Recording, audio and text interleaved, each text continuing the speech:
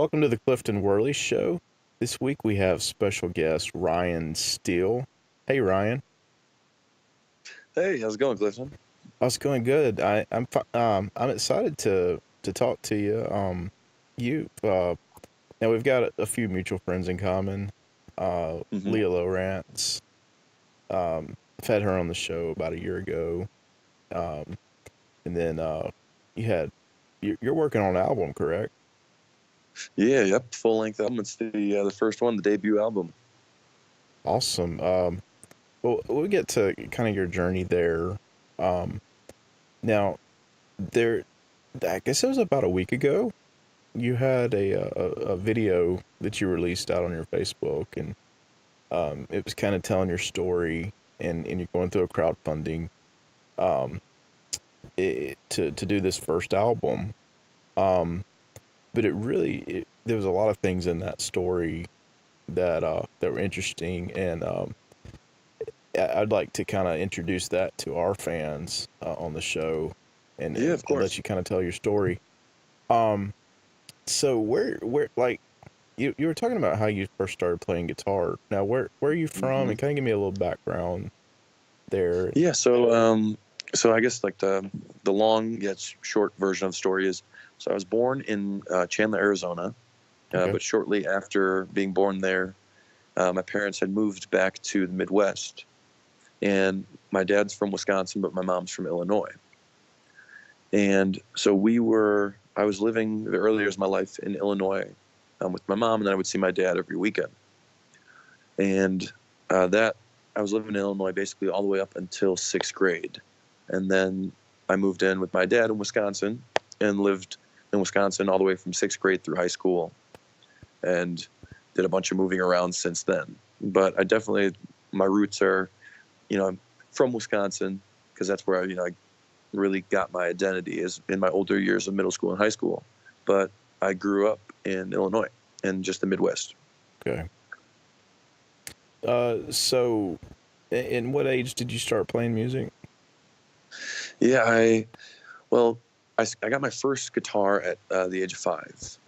But prior to that, I actually, believe it or not, I had a drum set before 5 and like a harmonica that I would play on before 5. And my dad was always from a super young age because he's a musician as well, and was in a pretty notable country band in the early '90s and throughout the '90s in the Midwest there. So he just ever since I was super young was basically just facilitating musical instruments in my life and just kind of throwing them at me, and I just took to them like glue. Mm-hmm. Mm-hmm. Well, was this something your dad was doing in the background while you were growing up, or was that before? Oh no, yeah, it was definitely in the background while I was growing up as well, and he's still actually to this day, even like 22 years later, is still playing with the same band too. That's awesome. Yeah. So you had a little bit of taste of kind of what that's like coming up. hmm So what stylistically, what was some and some of the music that you kind of latched onto at an early age? What was that? Yeah, so I remember the first record that my ears ever recall hearing was Stevie Ray Vaughan and Double Trouble. Mm. And I just remember I was probably 4 or 3 years old when I had first heard that record. And I just like, for whatever it was, that record was just like, that set the tone for me musically. And I was like in love with his version of Mary Had a Little Lamb that he Mm-hmm. put out, and which is nowhere near obviously the old nursery rhyme version of it, but it that, and of course like Texas Flood, and um, he had like so many great songs, and unfortunately he had passed, I believe, in 91. Was it 91? I want to say it was, or 93. I always get those two confused. Yeah. But I was so young, I never got to see him play. But by the time I'd heard his music, he was already gone, unfortunately. um, but I just remember that at an early age that set the tone for me even before I had received a guitar at the age of 5. Mm-hmm. So And once I had gotten my first guitar at 5, um, that was the first song I had ever learned on guitar. But I started gravitating then towards to like some other bands as well that I'm sure we'll get to. I'll let you finish your question there. Yeah, so you were I imagine as learning to play guitar, that's pretty daunting listening to Stevie Ray Vaughan right off the bat and Yeah, not being able to replicate that. How did that yeah, feel? especially at 5 years old. Yeah. Um, yeah, well, it was really it was the first, like, now that I'm able to look back on it, of course, it was the first really surreal moment I had ever had in my life because, I had from literally the age of 1 years old all the way up until 5 when I got my first guitar. I'd been watching my dad's band perform live, and they had done big country music festivals and opened up for all sorts of country artists like Aaron Tippin and Travis Tritt, and um, so they had a lot of traction. So I was already idolizing my dad and his guitar player, um, and then when it was my birthday and I got the guitar and was listening to Steve Ray Vaughan too from the age of 3, I had just assumed in my 5-year-old mind that I could pick it up and play. So I remember, like, just as clear as it was yesterday, my dad, it was the last present I got, and he opened up his guitar case, and inside was a black Samick guitar. It was a Les Paul, Mm-hmm. and it was a kid's size, and it was actually the same exact guitar that when I was 4 years old, we were at Music Center in Wisconsin, Kenosha, Wisconsin, and I told my dad, I pointed up to the guitar that was hanging at the top of the wall, and I said, I want that guitar. And so that was the one he got me for my birthday present. And it was like, even though it was a kid's guitar, it was the real thing. And it was a full-blown electric guitar. You plugged into an amp, and it was like a, $300 kid's guitar. It was, Mm-hmm. which is, if it was a real deal. And I just remember him pulling out of the case, and I was so excited. And, they set me up, and he had a little amp for me that we plugged into, and I was sitting down on the patio steps, and everybody had gathered around me. There was probably 100 people there at my 5th birthday. And I tried to start playing, and I couldn't play, and I just started crying. I just bust out in tears. And my dad says, he's like, hey, buddy, what's wrong? And I said, I just want to play guitar like you. And, he just assured me that, with enough practice and time that, I'll be playing before I know it. Yeah. Well, so how long did you feel like it took till you could actually kind of start to catch on with the guitar? That's a tough one because I know throughout from 5, it wasn't that long after because I also somewhere around 6 years old, I got a drum set. Hmm. So I was kind of back and forth between guitar and drums, just playing instruments all the time and annoying my mom. And, but it, I'm sure it just then sounded noise, but I would say, because I had received my second guitar for my 10th birthday, which was a Squier. Okay. And that was a Strat, and it was just an all black Squier Strat. And that was, my dad bought me that one as well for a birthday present. So I would say by 9, I had figured out that Samick pretty dang good. And because then I remember once I got the Strat, I was playing like a lot of Leonard Skinner and Eagles, and even like I remember like Enter Sandman. Like it was the weirdest. But my first song on that guitar once I was like more advanced was the lick to Sweet Home Alabama. Yeah. Well, cool. That's a lot of the same territory I grew up around, trying to learn how to Yeah. play. So, and that's funny that like, you know, that generation in front of us, it's like a lot of that music was stuff we were latching on to, you know. Mm-hmm. Um, well, what about you mentioned the drums? Um, Mm-hmm. did you go anywhere with that? Did you ever play around with groups with playing drums? Not so much. Because I can, like, I'm pretty like well versed as far as instruments go, because like I said, I was really fortunate just from a young age. My dad was just showering me with different instruments. Um, so I, luckily I'm 25 now, and I could pick up any instrument, and like I could play piano, I could play drums, I could play bass, I could play guitar, I could pick up a fiddle and play a fiddle. Like not like I wouldn't um, market myself as a drummer or a Mm-hmm. bass player, because like guitar is my home and that's where I live. Um, and the other instruments, although I could do some demo quality work on them and do enough, it wouldn't be where I would want to back a band on drums. Mm-hmm. Unless Yeah. it was a blues band. If it was a blues band, I could do that all day. That's funny. Well, what do you still carry that influence in your music today, like the Stevie Ray Vaughan, the blues? How much of the blues hasn't since you mentioned that the has affected, kind of colored what you do?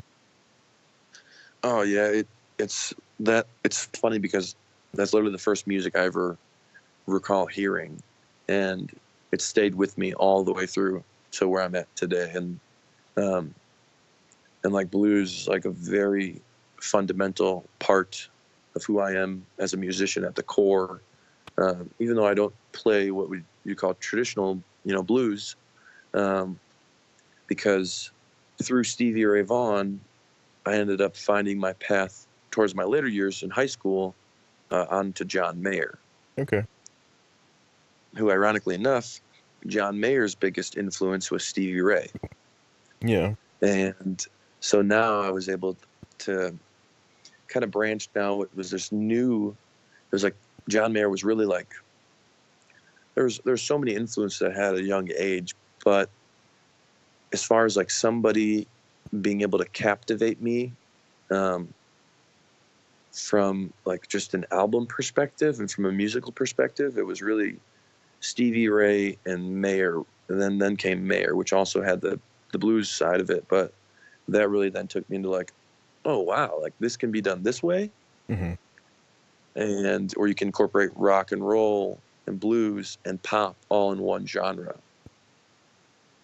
Yeah. Yeah. That's interesting. Because I think we were talking about some of these guys in the generation before us, how Mm-hmm. they kind of colored our taste, but it was a little bit harder coming up finding guitar heroes who were kind of in our contemporary uh the music that was part of our day-to-day lives growing up. Yeah.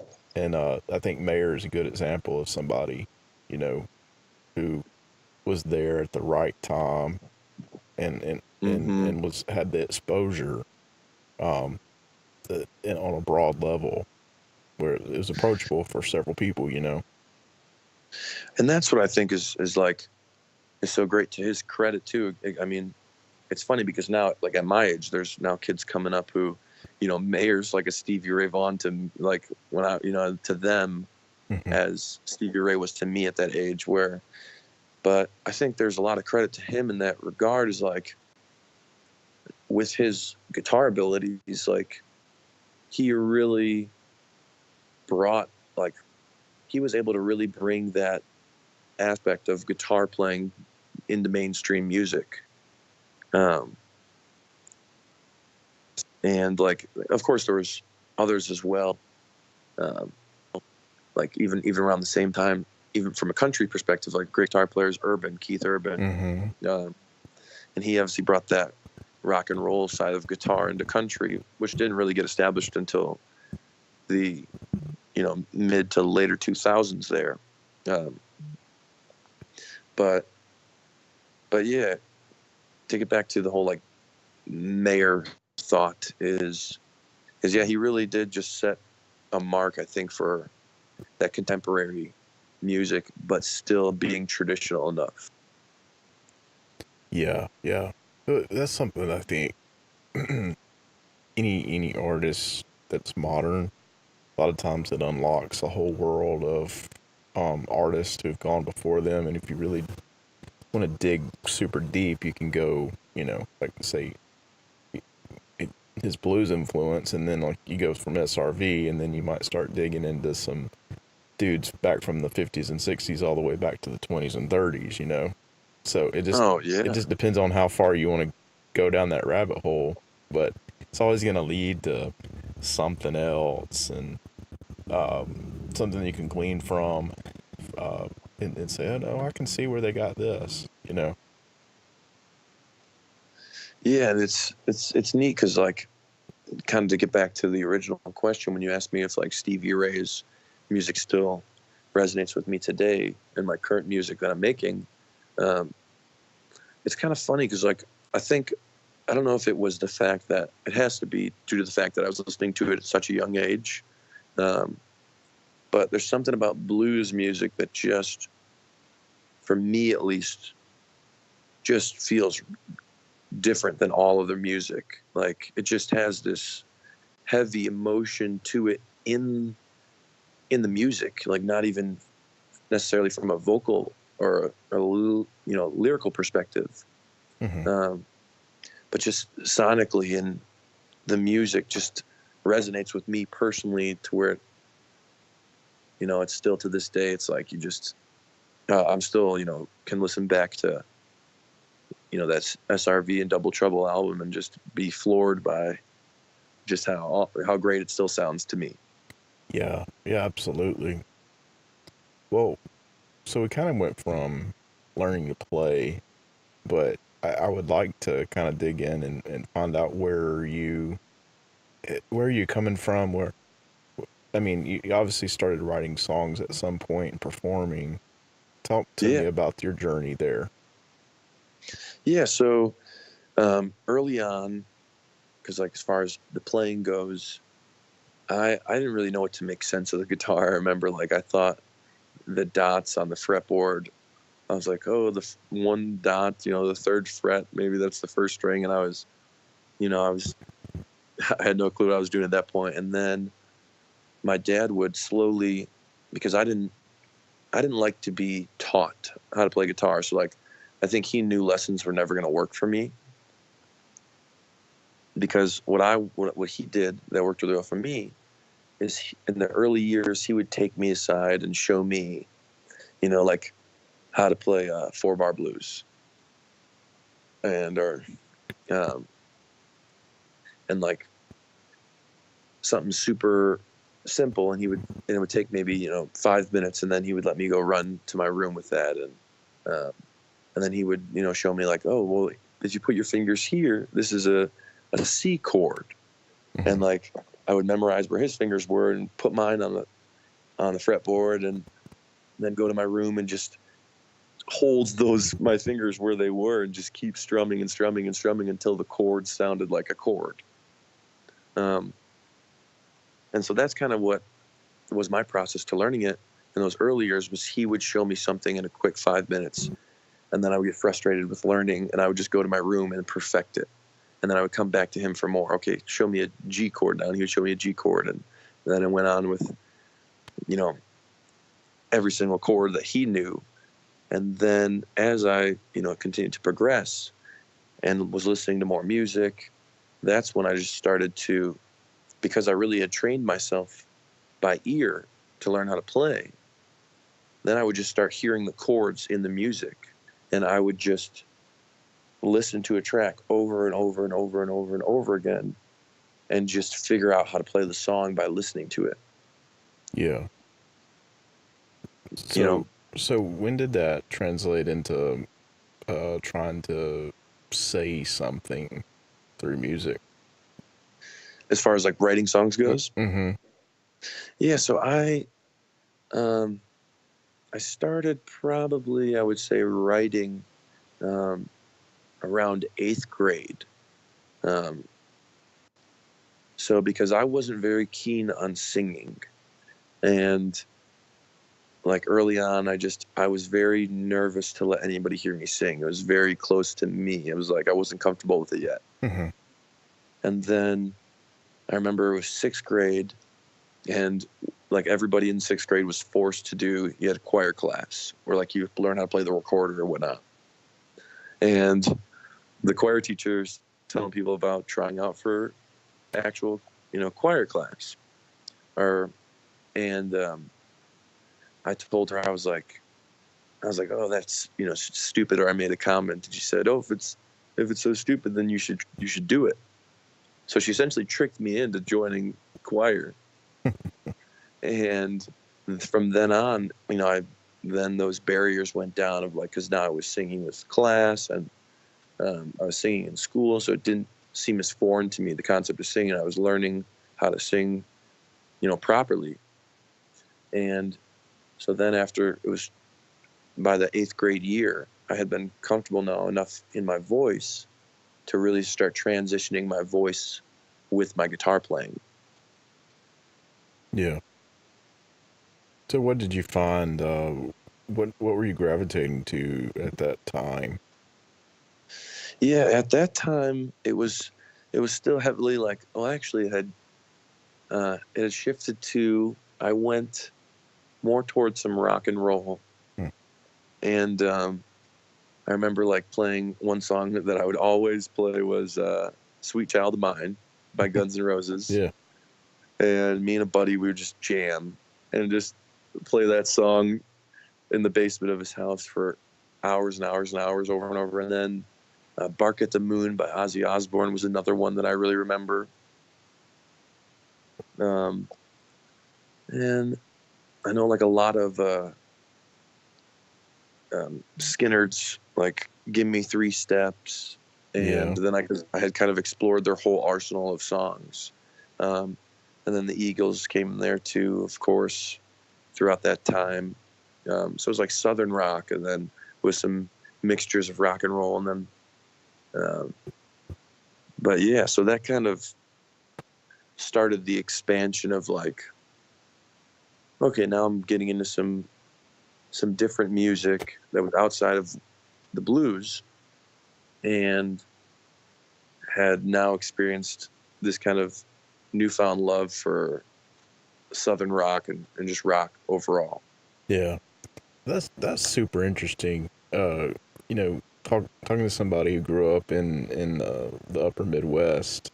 Yeah. Because for me, like I live in Mississippi. That was my whole background. Southern Yeah. rock was just the day to day soundtrack of growing up. In the '90s.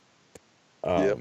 And it's interesting to talk to somebody who from a different region of the country, and that music was is it as accessible there as it was here.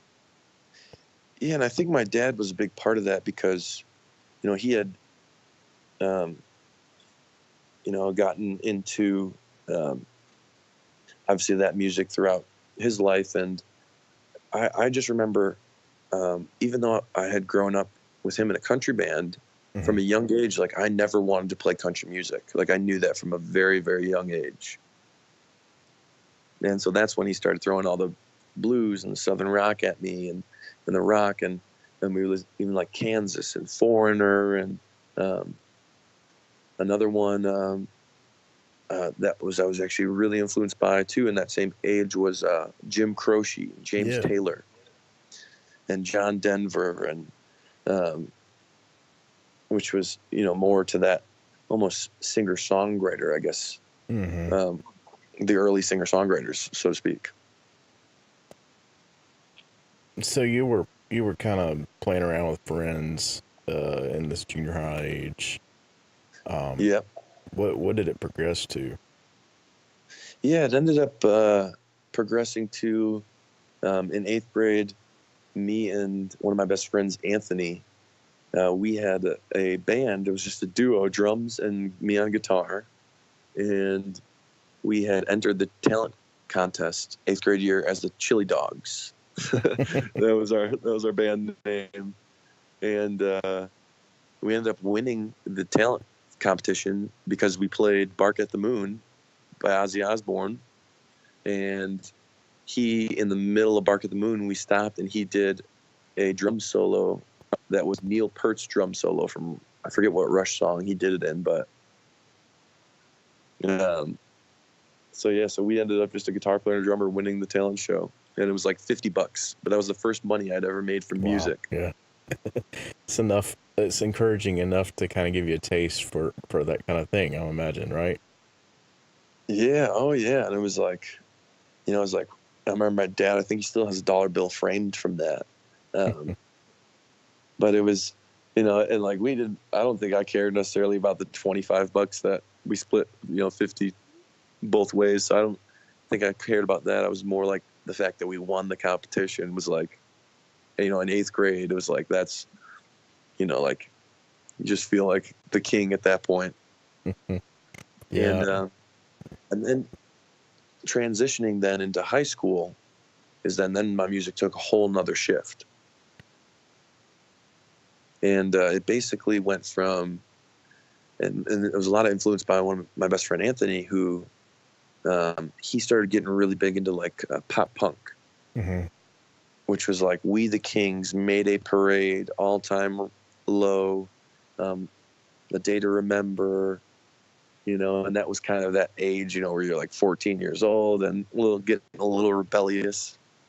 And, and at that time you're getting more into style or whatever. And so then I had taken a pretty big dive into that, which really only lasted like a year for that phase. Thankfully so. Not that I still don't enjoy it, but it was,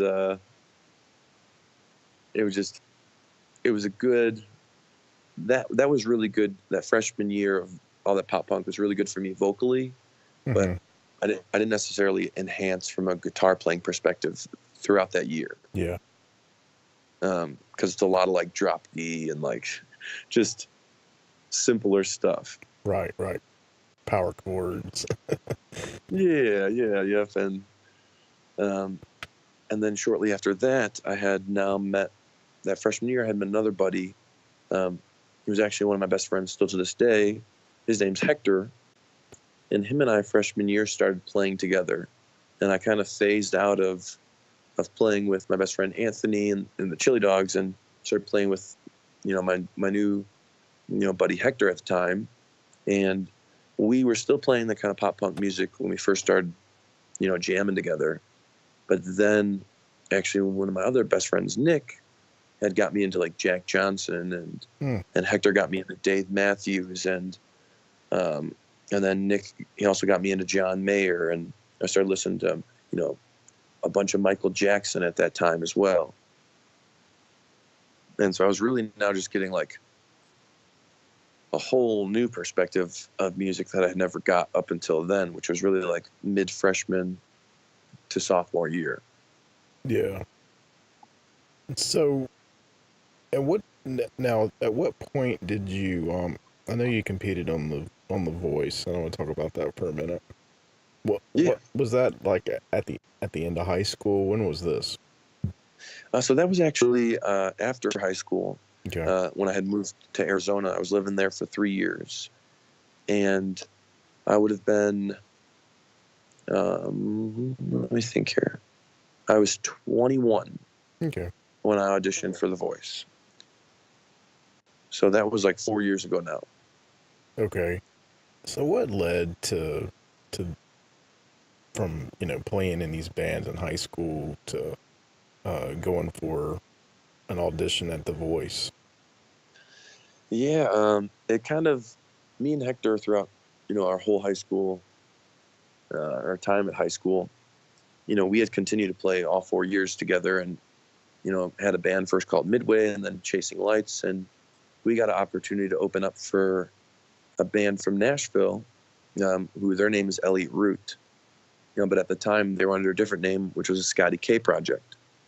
But they had gone to our high school and were like 4 years older than us. Mm-hmm. But we got to open up for them, Hector and I. And I remember it was really, that was the first time, it was my junior year. And then my family had started saying, and it kind of shifted just all in all, where I was no longer like the guy who was just playing guitar and singing. I was like viewed now as like, oh wow, like he's really, really good and has a chance of like making something out of this, like long lasting out of this. Mm-hmm. And, my dad and my sister and my family had kind of talked about American Idol, and I was just like, nah, I'm not for me. I wasn't interested at the time in high school. I just like I think I was too young and didn't necessarily care. I didn't care about fame at all at that point. Um, and then what put it into real perspective was my senior year. Um, I had won two categories. One was most likely to be famous, and the other was most likely to stay best friends. And I ended up choosing most likely to stay best friends so that me and Hector could be in the yearbook together, and that way somebody else would get the other spot and be able to shine. So I had turned down, most likely to be famous, so that way more people could, share all the joy and, I guess the glory that comes with being in the yearbook. Mm-hmm. But it still kind of stuck with me, the fact that I was voted most likely to be famous, because I didn't have any perception of trying to be famous. Like I didn't have a thought of it, but it kind of marinated that summer of the senior year because I had got a job, and I was a musician at Six Flags Great America in Chicago. And basically my job there was to just play cover songs, and we would go on for 45 minutes, have a 2-hour break, go on at another location at the park, 45 minutes, 2-hour break, go to another location, and that would happen like 6 times throughout the day. Mm-hmm. Which was cool because at the time I was getting like paid like $10 an hour to play music. Yeah. At like Six Flags, which was awesome. I was like, and from playing at the park, more people had approached me and like were just, saying how, wow, your like voice is amazing. Like you have a really good voice. Like you should, thought about going on the shows. And I was like, no, still hadn't really thought about it too much. And it wasn't until it really came overnight when I decided I was going to not go to college and I was going to go pursue music full time. Because I was all ready to go to Winona State University in Minnesota. And I had like everything already gone through, and like I was guaranteed to go to school. Like semester was going to start in like 2 months. And then I remember telling my dad like, hey, I want to go while I'm young and really try and chase this dream. And I want to move out to Arizona because it's close to LA, and my mom was out in Arizona, so I was like, I still have family, and I'm not necessarily just like on my own, but I can really start marketing myself out there, and that's really the first time when I was like, I had the idea in my head that I'm gonna do this for a living. Mm-hmm. So, when you decided to make that shift out to the West, and Mm-hmm. like Arizona's got a pretty cool music scene. Oh yeah. Uh, what did you find like going from where you were at to that, and I mean, what were those years like? It was, honestly, I mean, I'm able to look back on them now and be more thankful. But even during those years, I was so grateful, and because there was no other time in my life where everything had just lined up right for those 3 years. Like, and it wasn't like Wisconsin, where Wisconsin, I'm from, like, out in the county where it's like a lot of farming community, Mm-hmm. and so there was open jams in Wisconsin, but in Arizona now, which was more of, even though I was living in the valley, it's more of a city life out there. And I was 19, or I was 18. I just turned 19 shortly after I moved there, and I had very quickly started getting on the open mic night circuit, and it was just so cool because I was only 19, but I was playing all these open mics and at these bars and these restaurants, and I was just in what for me at the time was like, oh wow, like I'm doing it, like I'm in the heart of like this music scene in Arizona, like this is exactly where I should be. And and then early on, my uncle had recorded a demo for me, he paid for, and we went to Fuzzy Wall Studios in Tempe, which is owned by the lead singer of the Gin Blossoms, who they came out of Tempe as well. Okay. So we did like a little 5-track EP demo there. And then he started managing me, and he started booking me at some gigs. And I had taken all my money. I had like $3,000. I was supposed to go to college. And I had taken all that, invested in a PA system. Yeah. So now I was able to play these gigs. I had everything I needed. I had my guitar and microphone and PA. And so once he started booking me on these gigs, I was just doing them as a solo artist, just playing covers that I knew, which was a lot of John Mayer, a lot of Dave Matthews, Jason Mraz, the Goo Goo Dolls, the Fray, Foo Fighters, the Script, and included like some blues stuff, Stevie Ray in there, and Leonard Skinner, and kind of everything that I had kind of known up to that point. Mm-hmm.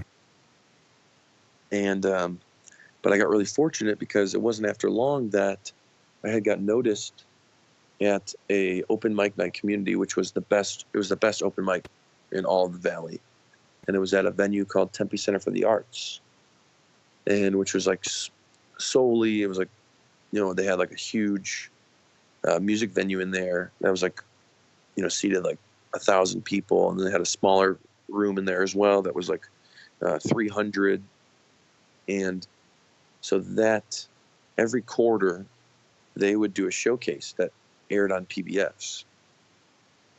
And Oh, wow. I had got selected at 19 years old to play the showcase and open up for Francine Reed, who was actually Lyle Lovett's female singer for many of his years. Mm-hmm. But by that point, I had now had a new buddy who was named Chris Hoskin. Him and I met at Tempe Center for the Arts, and him and I had started playing music together. He was, and now he lives in New York, but still one of my best friends to this day. And, him and I just meshed together really well. And I would play and sing, and he would, play lead guitar. So now we had this duo, and that then really kind of skyrocketed me playing in the Valley, because now after that showcase, Chris and I were out playing, 5-6 nights a week, and we were playing enough to where he was able to quit his job. Mm. And the both of us were just playing music for a living, which was, just an amazing experience. And then he was a big part of getting me into a lot of other music. Like, that's really when I started digging into Clapton and the Police, and I'm trying to think, what's the one specific, Sunrise by, who sings Sunrise? Dang it, I can't think of their name. But yeah, he was like just a big influence in my life for those 3 years, and really enhanced, because he was also like just way better than me at guitar. And he was also 4 years older than me, so I really looked up to him as, not only one of my best friends, but as an older brother figure. Mm-hmm. And, I just learned so much in those 3 years, from a technicality standpoint on the guitar. And that's really when I saw my biggest increase in guitar ever. Yeah, that's always that's something that's very important as a musician, I think, is learning how to not only accompany yourself, but letting that be an extension of you as well. Mm-hmm. It's a huge part of it. I remember like hearing stories about James Taylor, how he's got this style on acoustic guitar, but he kind of pushed himself really hard to get to that point. And it's Yeah. kind of like it's his own duo, because he's got the voice and the storytelling, but his playing, is really a force to be reckoned with as well. And, Mm-hmm. and it's always neat, to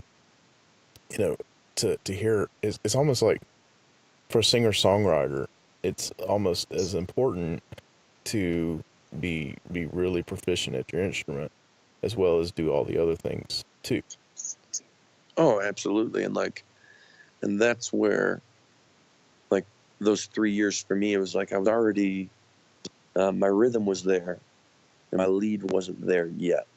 Mm-hmm. Um, and like my vocals were continuing to improve and improve and improve over those years. But those 3 years really taught me how to proficiently play lead guitar. So, so where did this go? How did this end up going to the voice?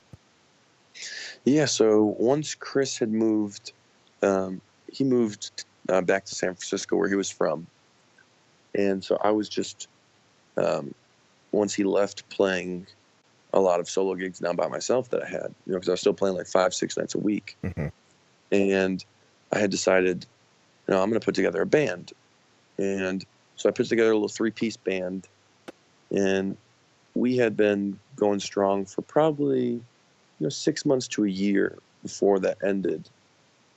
And then I had finished out. I knew I was going to leave um, Arizona eventually, and because I was going to school also towards the later years there for about 3 semesters, Mm-hmm. and then so slowly towards the end of that, once the band kind of fell apart and it was just me solo, I got burnt out at playing so much, and I was like, well, let's take this to the biggest stage that I can think of, and let's go to The Voice. And I knew a couple other people that had tried out and weren't successful, but I was confident that I was able to make it. And so I ended up, going and auditioning all the way out in LA. And I drove, it was like a 6.5 hour drive, and made it through the first round and got to the second round. And the first year I did it, actually, that's as far as I made it, was the second year. But the following season, they had contacted me saying, hey, we want to have you back. But this time you'll skip the first round completely and you'll go straight to the second round. Okay. And then from there, I made it past the second round and down to the final 150 contestants right before the show aired, and then was part of the final cut off from the TV show. Let's talk a little bit about that experience. What was that like?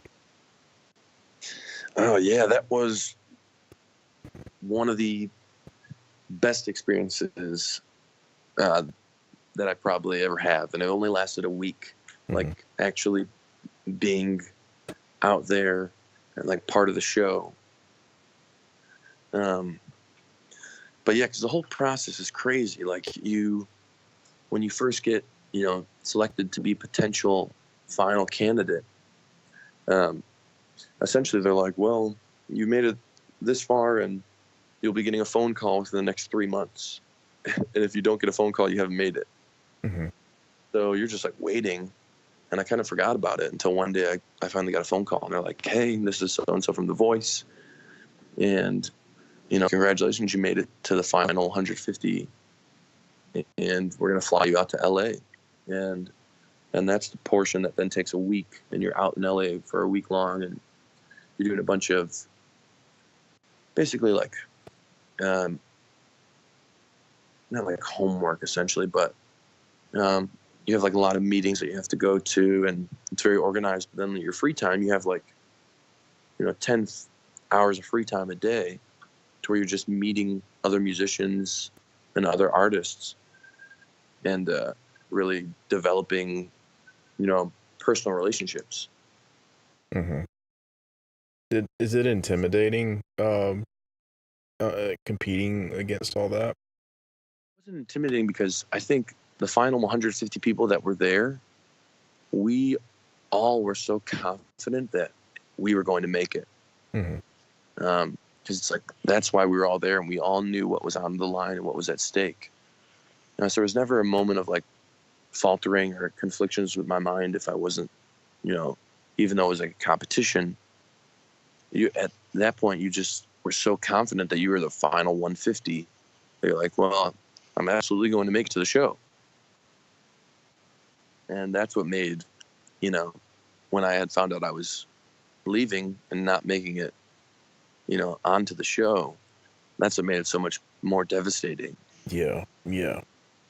Well, how many people were cut at that point? 50, so 100 go to the blind auditions, and Okay. then of that 100, they select 48 who make it, who get a buzzer and make it on the teams. Yeah. Going back to the video that I watched, one of the things that I kind of want to hone in on is you were talking about how in the interviews they wanted to know like your story, your total package thing, Mm-hmm. about, and they kind of wanted that tearjerker story. Yeah. What I was thinking about that. I'm like, at that age, I don't know that I could have articulated, um, and even still, maybe it'd be difficult to articulate my whole journey up into, sum it up into, a marketable package. Um, and, and I'm sure, it's pretty daunting, right? Yeah, it was, and because at the time, I was 20, and um, it's I was just happy-go-lucky, and I had we've all been through our trials in life, and I didn't want to I just didn't want to feel like I was having to put on a facade Mm-hmm. or be false to who I was in any way. So anytime they would ask me a question, that interview, basically, and the interviewer was basically like, just flat out like, well, what's something the crowd could sympathize with? And I was like, well, um, I was like, if, my grandmother passed away, which is really, really hard on me, but I was like, that's not necessarily something that I, you know, want to talk about. And I was like, my parents got divorced at a young age, but I told her how my dad had always been my role model and my influence, and just really facilitated music in my life. And, basically at 20 years old, I just felt like, my sales pitch wasn't good enough, which I had never thought of having to sell myself like that before, Mm-hmm. like to a, a TV network, you know, and, but now that I've, of course, had years, to think about it, I'm glad it worked out that way because I really had developed my identity, uh, not musically, but just as an individual, um, which I think is hard for a lot of people to find. It's just like, who am I at the end of the day? And for me, it was really, it took me a lot of years to finally get back to that 5-year-old Ryan who got a guitar for the first time. Yeah, yeah. Well, that's interesting. You talked about your identity and finding out who the heck you are, basically. Now Mm-hmm. you took a pretty drastic step after that. Let's talk about that. Yeah. Yeah. So basically, in order to do that, I had decided that, I was going to move to Nashville and I was going to live in my truck. And I had came up with the idea, which really I was inspired by the movie Yes Man with Jim Carrey, which is talked Mm-hmm. about in the Kickstarter a little bit. And, even though it's, Jim Carrey's a funny guy, it's a bit of a silly movie. Um, it just has a really strong message in it that really hit me at the core. And I had just realized, I was like, if I want to go to a completely new town where I don't have any family, I don't have any friends, I don't know a single person, I was like, I need to open myself up to the world as much as I possibly can and just put myself out there and say yes to every single thing that comes my way. Mm-hmm. And I thought the best way to do that was by getting rid of everything that I thought was comforting. Because I really wanted to. There's, the expression that we've all heard is, "Oh, you're gonna, find out if you sink or if you swim." And I really wanted to put that to the test, full force. And basically by getting rid of, a cozy bed, a roof over my head, and, a nice, flat screen TV, an Xbox, and all these things that are so meaningless, it really allowed me for the first time in my life to live completely free, um, and and just without a worry. And it was the best experience that I've ever had in my entire life. Yeah. Well, let me ask you this. Why Nashville? I mean, obviously you didn't have any contacts there and you thought it'd be kind of, hey, I mean, sink or swim, but why Nashville? Well, there's two reasons. The one was, I remember growing up and like as, um, you know, I have conversations with my dad. He would talk to me about, kind of how he should have moved to Nashville so many years ago, um, that's and just how he had visited Nashville a couple of times and seen the music scene there. And then as I've gotten older, we talked about potentially like going to Belmont University, which is here in Nashville, Right. which is a music school. And, it's, pretty expensive to go to that university. So I did end up going to Belmont, and the whole move to Arizona happened and all that, as you know. But so just kind of, I think it was my dad's dream to always go to Nashville and make it in Nashville. Mm-hmm. That was definitely like a big part. But really it came down to, I think there's New York, LA, or Nashville. And New York and LA at, 20 years old was kind of scary. Like, Yeah. And that would have been really overwhelming for me at that time. And also it's super expensive. Right. To live in Nashville kind of just fit the mold. And, it wasn't a super, huge city, but it had a really prevalent music scene here. And my dad had always, dreamed of coming to Nashville and making it big out of Nashville. And, so that just kind of, I think, really set the choice in my mind about why I moved here in the first place. But it's funny thinking back on it, though, because I don't necessarily know at the time, if I at 20 years old, if I thought it that way. I just remember my dad talking about like a Bluebird Cafe and like, oh yeah, Brentwood's a safe neighborhood. And Mm-hmm. so like go sleep in your truck, in Brentwood somewhere. And, but yeah, so that's what ended up, kind of why I chose Nashville. And yeah, it was good. I think it was a good choice overall. And how long did you live out of your truck? Yeah, so I lived in my truck for a total of 6 months, and setting up the truck was super fun. I had a Freestar minivan. That was the original plan, was to go out there in that and sleep in the minivan. But I had totaled the minivan months before moving to Nashville. So my stepdad was, generous enough to this old '93 Suburban that he had for, I bought it for $1,000 from him, and yeah, and I had put curtains up on the inside and had a little drawer in there and like a Tempur-Pedic pad, and so it was like living like a spaceship. And I remember the first 3 things that I had decided I was going to do when P.O. box, so it looked like I had an address. I was going to get a gym membership that was 24 hours so I could shower, shave, brush my teeth. And then I was going to get a storage unit so I could put all music gear, like my PA systems, and in storage unit. That's what I did. I had the truck already, got those 3 things. And, then with the P.O. box, I was able to get a job because it looked like I had an address.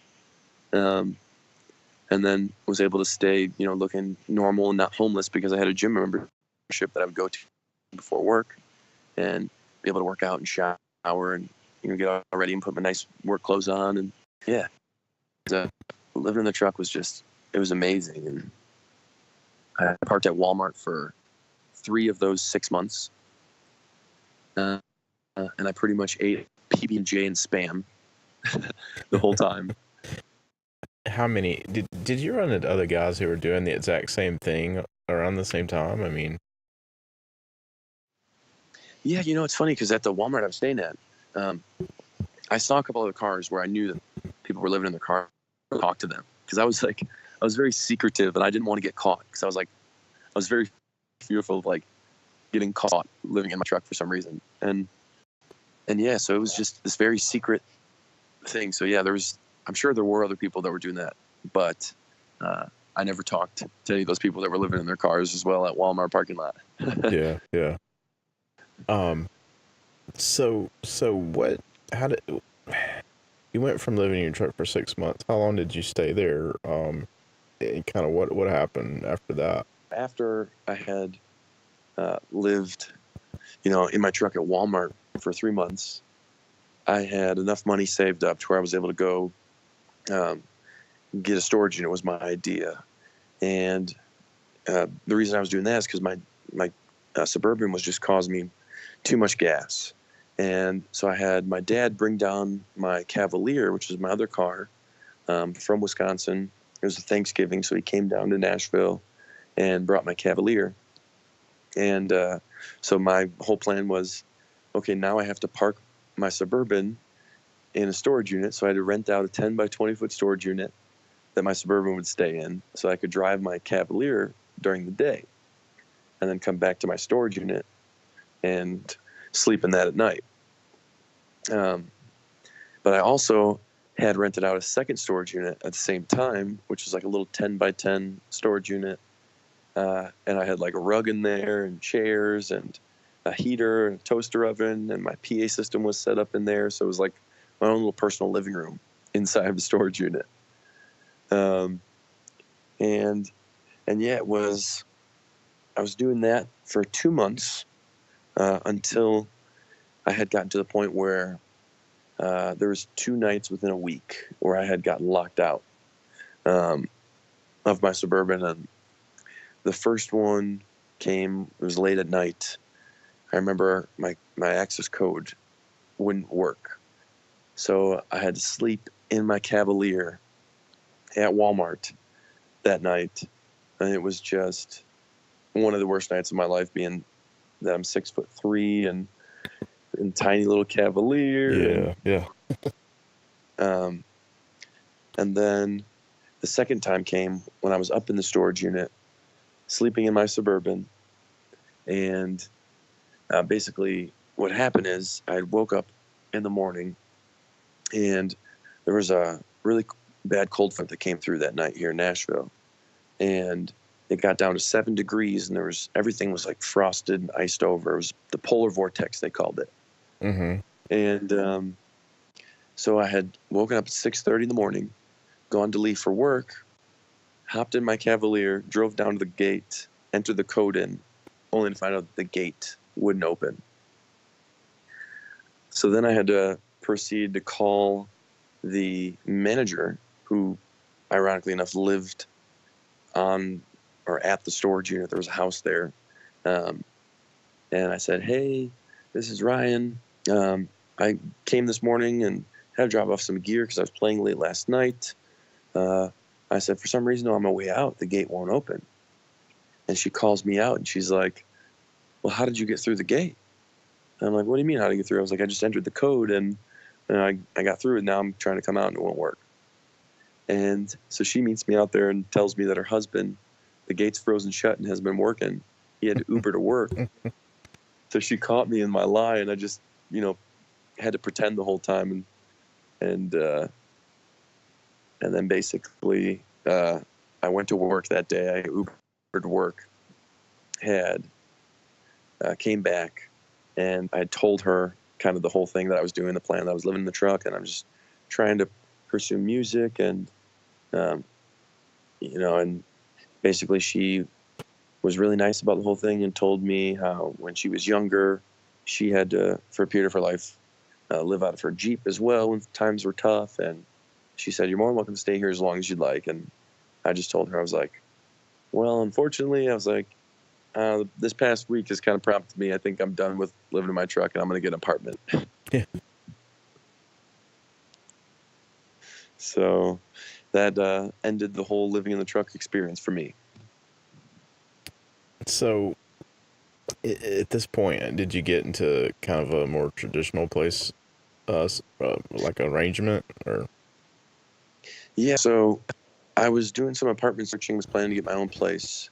Um, 'Cause I had more than enough money because, like I said, I wasn't really paying rent for 6 months.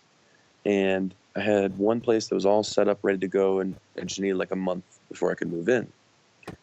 So since that was looking all good, the light was green. I had got my Suburban and I had my Cavalier, and I drove my Cavalier to the apartments. Uh, and then I walked back 7 miles, which I don't know why. Thinking back, I just did an Uber, and I got my Suburban, and then uh, proceeded to go back to the apartment complex where I stayed there for a whole another month until it finally fell through at the last second. And because they wanted me to pay like 3 months rent, which was just, I didn't have that money. Mm-hmm. But thankfully a buddy from work was able to find me a friend of his who needed a roommate as well. And we ended up having a nice place, and it worked out, and I went back to standard living. So during this time, you were playing gigs and I mean everything. Yeah, yeah. So did let's talk a little bit about. I mean, did that feel like that enhanced your life any to finally have a traditional place to stay? Um, well, no, that was the weird thing is, um, once I had moved back into, having a roof over my head and a comfy bed and, you know, a nice TV and Xbox and all these things again, I had started to really realize how I was living so freely in my truck. And I started kind of resenting the idea that I was no longer doing that. Mm-hmm. And it just really made me feel somewhat uncomfortable. And that's when, for the first time, things kind of started to shift for me in Nashville. And my thoughts on Nashville as a whole and on people um, just all started to change. What about Nashville did you start to realize? I mean, as far as telling the story, um, what were some of the, I guess, pitfalls of Nashville, and what did you learn from that? Yeah, at that time I had, um, because I had kind of transitioned from the open mic scene, which I was doing the first few months, to where I was now playing some gigs. Um, but the gigs weren't really paying. It was all like tip base. Mm-hmm. And I was really resentful of that um, at the time, because I had almost taken it offensively due to the fact that, even though I was like, yeah, I'm playing at, your bar, or your venue, I was like, I'm providing you with a service that you're not, basically, you're not being reciprocated of me providing you a service. Right. Because the scene here is, although it's great, and I'm no longer in that mindset to where I think negatively of it. At the time, coming from Arizona, where I was playing 5-6 nights a week and I was getting paid and I was just making music off all those gigs, I wasn't able to do that here in Nashville. I had realized, and just because there was no base pay anywhere. Yeah. Yeah. Do you think it's because there's so many guys trying to do that? Well, that's what really started um, to frustrate me, is the fact that you basically are just not necessarily told, but the point gets across that, well, if you're not willing to play, then there's somebody else right behind you who's willing to. And so, I mean, this was kind of the accumulation of now a couple of years of these similar conversations where I just felt like I wasn't um, being valued Mm-hmm.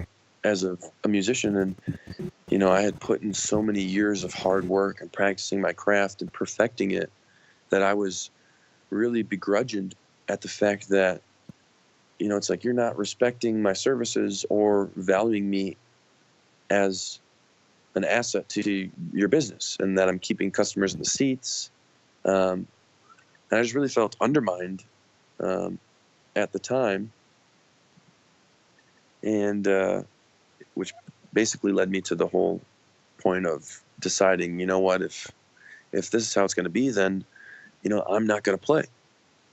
Which was like the final step of it all, which, like I said, was the accumulation of many years. But I just, throughout the years of that conversation, where I just continued, I bit my tongue for so long that I didn't say anything about how I was feeling, and how I was feeling resentful, and I started to get cynical about Nashville and the music scene. And I think it was the fact that I didn't speak up. I just kept it all close to my chest, that it really negatively affected me. And yeah, it was a really tough thing to see, because you got to think, like, with a town like Nashville, New York, or LA, any of these big kind of music capitals, there's a lot of music, and there's kind of, my thinking at the time was just had gotten very skewed. And even so, where I started getting now angry and resentful towards other musicians. And I would never openly admit that to them, just because that wasn't my character, even though I was in a bad place. But I had started feeling like, because there's where I had moved to Nashville after playing for, at the time, 16 years. I had a guitar in my hands. I had met so many musicians that had just been playing for a year that decided to move to Nashville and try and make it in music. And for a long while, that really negatively affected my mindset. Because I started to then feel very entitled. And that's when I started to get jaded and cynical. And it just kind of sent me into a really bad mental downward spiral. So what do you do at that point? I mean, what's the direction to dig out of that? Yeah, so I mean, I had, it was funny, because even though I was feeling like that, nobody was aware of it, because it wasn't something that I spoke of. But one friend, my best friend Hector, who, we go all the way back to grade school together, but we became best friends in high school, and we're, in the band Midway and Chasing Lights. And he, him and I had a conversation one year on the 4th of July, where we have an annual trip, all of us friends get together and we go camping. And he told me, not in a spiteful way or anything, but he just voiced his concern that, he didn't know if I was the same person anymore that I used to be. And I was kind of taken back by that, and was like, what do you mean? I feel like I'm the same person, don't you? And he's just like, I don't know. And so I left that trip thinking, just about everything that I had been dealing with, and all the emotions that I had felt, the anger and the resentment and the jealousy and the spitefulness, and just a lot of these really negative things. And I was like, I need to make a change here, because it really stemmed from something that I love so much, being music, was causing me a lot of sorrow. And I had realized that, and I was like, you know what, if this has caused me so much pain and sorrow, then I need to walk away from it for a while and just completely regather my thoughts, and, take as much time as I need to mentally heal. And that was, the second best thing that I'd ever done,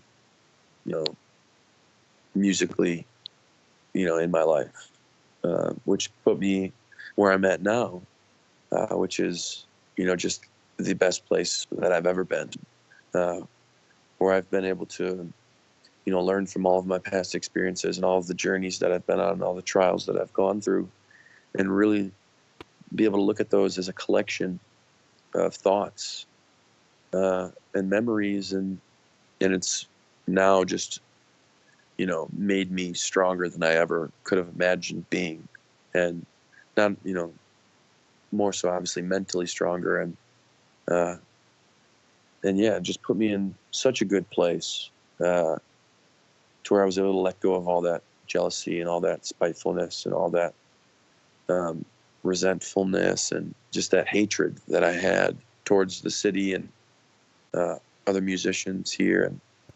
And so it was very, very freeing to finally be able to let all of that go. Yeah. Well, what did you do? What did you do? I mean, did you completely stop? Did you move away for a while? What happened? Yeah, so it all kind of spanned from one night where I was playing a Writers Round, and I told everybody there that night that this will be the last Writers Round that I'll ever play in Nashville, Tennessee. Hmm. And I said, so long as you know me, you'll never see me play another Writers Round here in Nashville again. And just kind of showing how bad of a mental state I was in, and how much music was really affecting me negatively. Mm-hmm. Um, so yeah, I just decided that, you know what, I'm I'm just gonna put it all on pause, and I'm not gonna think about it. I'm not gonna pick up the guitar. I'm not gonna write a song. Um, I was like, I'm just gonna go live life happily and kind of let all this go for a while. And I didn't have a timeline set out as to when I would pick it back up. Um, and and yeah, so that's kind of just what I did, was just kind of take that time, that mental time that I needed, and through that I'd gone through, some pretty uh, heavy experiences, I guess. Mm-hmm.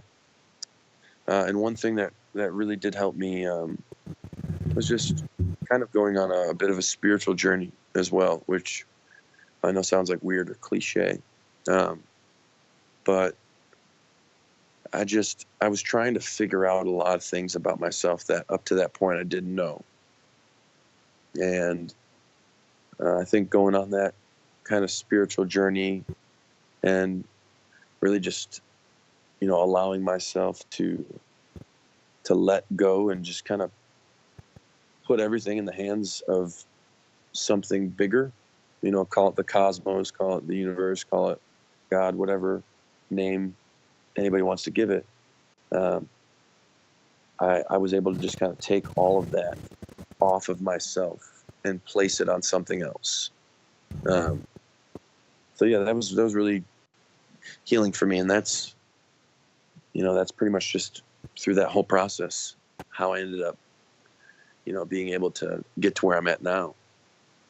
So, do you think coming to that place where, uh, maybe that place of coming full circle, like spiritual healing, so to speak, Hmm. puts you in a better place in your mind to write? Oh yeah, 100%. Um, because I used to think about playing and performance as, um, when I was the early years of living in Nashville, it wasn't for me. Um, I was doing it for others because I was chasing fame at that point, and I was very arrogant. And throughout that time, when I had that mentality, um, that I wasn't doing any of music for the right reasons, Mm-hmm. and being able to heal myself mentally through the whole process of time off and just kind of that spiritual healing that I went through finally allowed me um, to really just fully like understand and love myself as I am, and also it allowed me to love others. And there's three kind of big things that I took away from that, which was, you know love, humility, and gratitude. And in the past, you know probably 6 months or 4 months of coming out of that whole year off.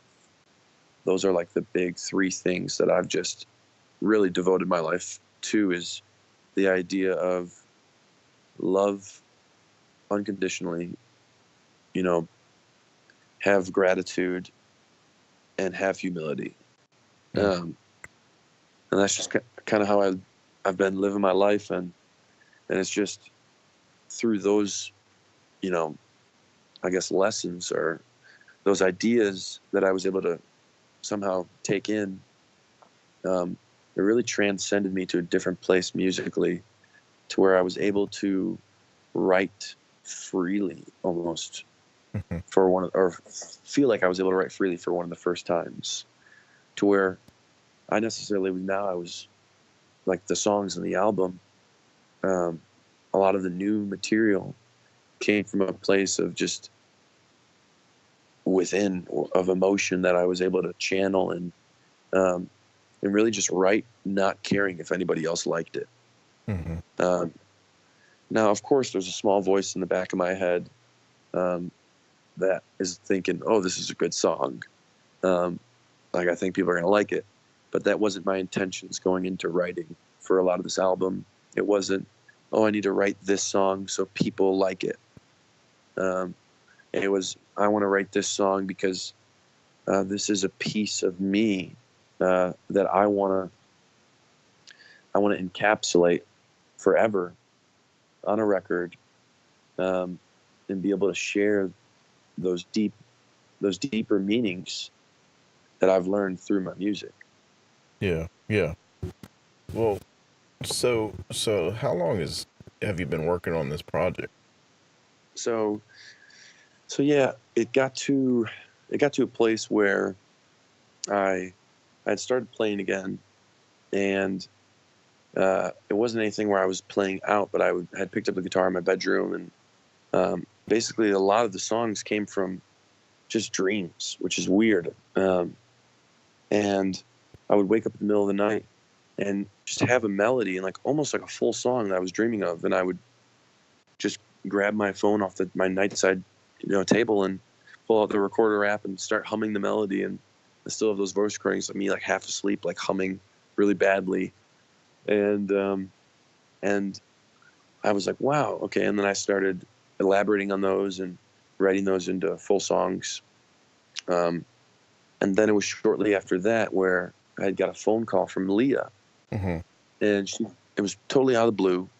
And she was like, "Hey, I know we haven't chatted in a while, but Ryan's back to Nashville from San Diego. He moved back here, and he has a new studio that we're at now, and he'd really like to catch up with you and love for you to check out the studio. Would you want to set up a time to come out and check it out?"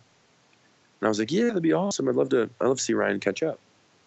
And I had got the weird inkling um, at that moment that it was time.